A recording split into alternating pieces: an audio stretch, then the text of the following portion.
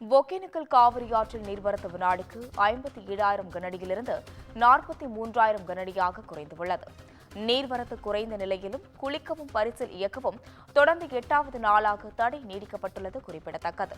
மேலும் நீர்வரத்து குறைந்த நிலையிலும் காவிரி ஆற்றில் உள்ள 5 அருவி, சினி அருவி, மெயின் அருவியில் வெள்ளம் ஆர்ப்பரித்து கொட்டுவதை தற்பொழுது அண்மை செய்தியாக பார்த்து வருகிறோம். ஒகேனக்கல் காவிரி ஆற்றில் தற்பொழுது நீர்வரத்து சரிந்துள்ளது. 57,000 கனஅடியிலிருந்து 43,000 கனஅடியாக நீர்வரத்தானது குறைந்து காணப்படுகிறது. மேலும் நீர்வரத்து குறைந்த நிலையிலும் குளிக்கவும் பரிசல் இயக்கவும் 8வது நாளாக தொடர்ந்து தடை நீடிக்கப்பட்டுள்ளது. நீர்வரத்து குறைந்த நிலையில் காவிரி ஆற்றில் உள்ள 5 அருவி, சினி அருவி, மெயின் அருவியில் வெள்ளமானது ஆர்ப்பரித்து கொட்டி வருகிறது.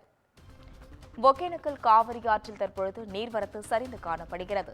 57,000 கனஅடியிலிருந்து 43,000 கனஅடியாக நீர்வரத்து குறைந்துள்ளது.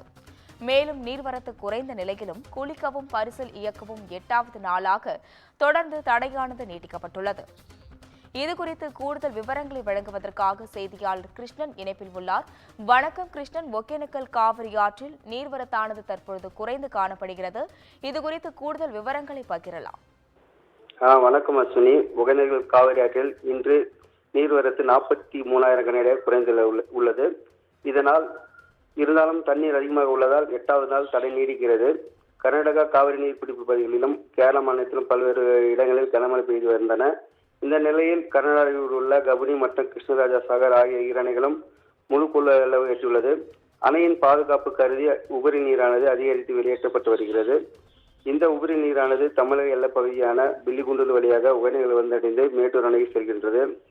இதனால் நேற்று மாலை 57,000 கனஅடியாக இருந்த நீர்வரத்து படிப்படியாக குறைந்து 43,000 கனஅடியாக குறைந்துள்ளது. மேலும் ஒகேனக்கல் காவிரி ஆற்றில் நீர்வரத்து அதிகமாக இருப்பதால் சுற்றுலா பயணிகள் நலன் கருதி தொடர்ந்து 8வது நாள் அருவி மற்றும் ஆற்றுப் பகுதியில் குளிப்பதற்கும் பரிசல் பயணம் மேற்கொள்வதற்கும் தடை விதிக்கப்பட்டுள்ளது. மேலும் தமிழக எல்லையான பில்லிகுண்டூர் பகுதியில் மத்திய நீர்வளத்துறை அதிகாரிகள் தொடர்ந்து கண்காணித்து வருகின்றனர்.